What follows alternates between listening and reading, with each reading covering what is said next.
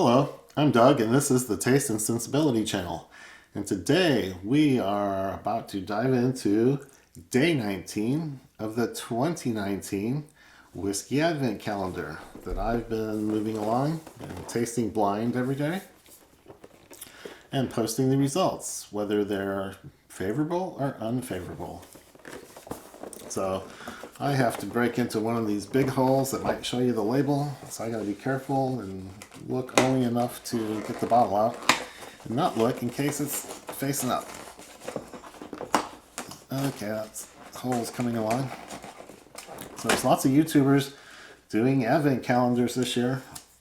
One of my favorite ones that I watch all the time are doing some. Man, it takes a lot of work to watch all those and do my own. Okay, bottle's out. No violations yet.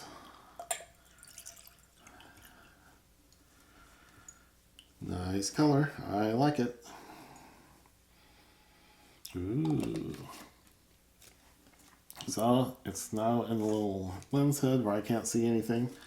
And I got a really nice nose on that. So I'm going to enjoy that. So it's been a lot of work keeping up with all the other whiskey YouTubers. I think I put in links to a lot of the ones I watch and enjoy. And it's a very good device for sampling lots of different types of whiskey in a short time. And it's a good device for marketing departments of these places that can sell more samples that way. And as a Christian, I'm celebrating the actual Advent, the actual incarnation of the Savior into the world, which is more important than whiskey. So I'm going to move on with a smell and taste on this sample, and I think it's going to be good. I think I'm going to like it.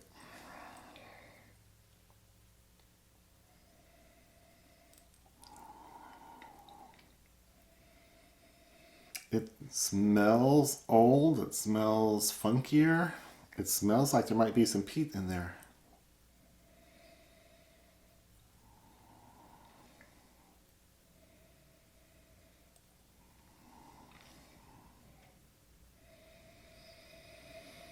Yeah, I'm thinking it's something like Highland Park where there's a small fraction of peated barley.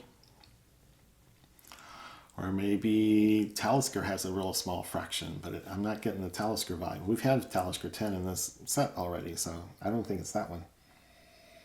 And this is funkier warehouse or older material. It's something really nice. The age is showing. It's more like old leather, old books, old wood, old library where lots of things are old. Smells old with a little peat, but that's just the nose. But it sure is a promising combination. Can't say I get fruit. There might be some sherry cask involved. Might be a blend of several types from one distillery, which could still make it a single malt, but there might be sherry involved. It's a real gamish, and I like every part I'm smelling. Yeah, I think it's got peat for sure. Okay, I can't wait. Let's go.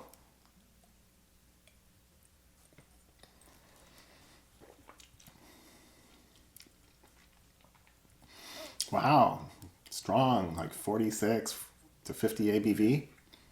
Malty, salty, marine notes, seashore, ocean.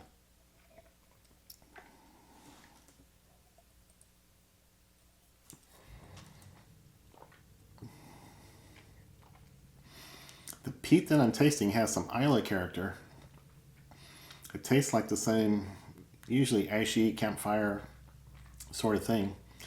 But the malt that's underneath is also really good and distinctive. I'm trying to figure out if there's fruits.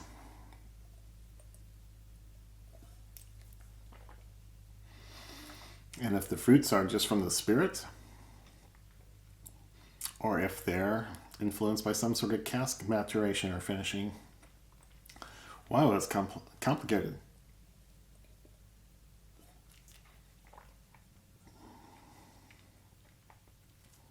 Wow. Don't know what to guess. All the parts are familiar, so I'm going to say it's something from Islay or something from Campbelltown.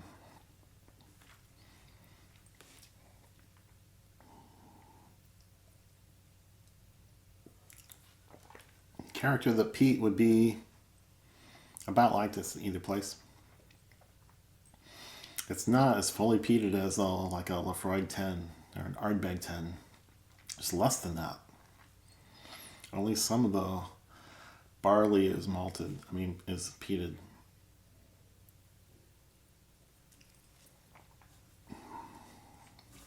This is good. I'm not getting so much age on the palate. It is bright and friendly and not old and rounded off. So it's like a 10 or 12 at most. And all the complicated notes I was getting on the nose are not really the age. I can tell that the spirit is still quite intact. It's spirit driven and not cask driven.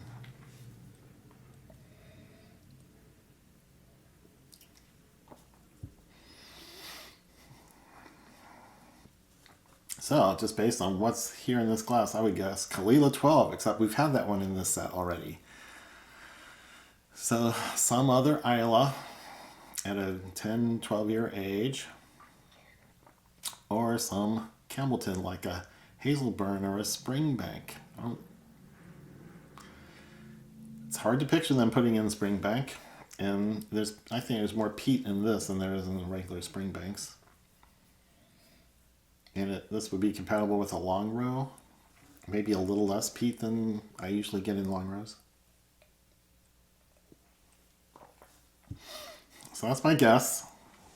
Unless it's some other part of the world. I'm not familiar with all that much peat from Indian whiskies or from Taiwanese. The Emerald Fusion is partially peated, and it's Scotch barley that's been peated in Scotland. And I don't get this. I get way less peat when I drink the Emerald Fusion than I'm getting here. So I'm saying most likely a Scotch, most likely Islay or Campbellton. And I'm about to go with that, but I'm going to do the water thing first. A little bit of water. And I think this is higher ABV, like 46 or up, 48.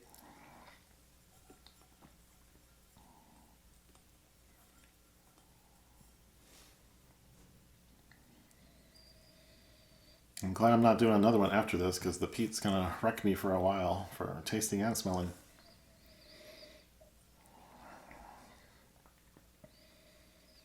Peat, malt, light fruity things.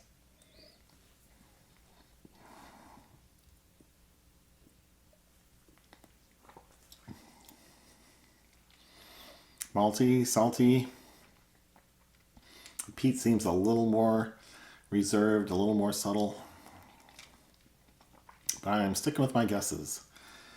And that's about the best I can do right now, I think. And here we go.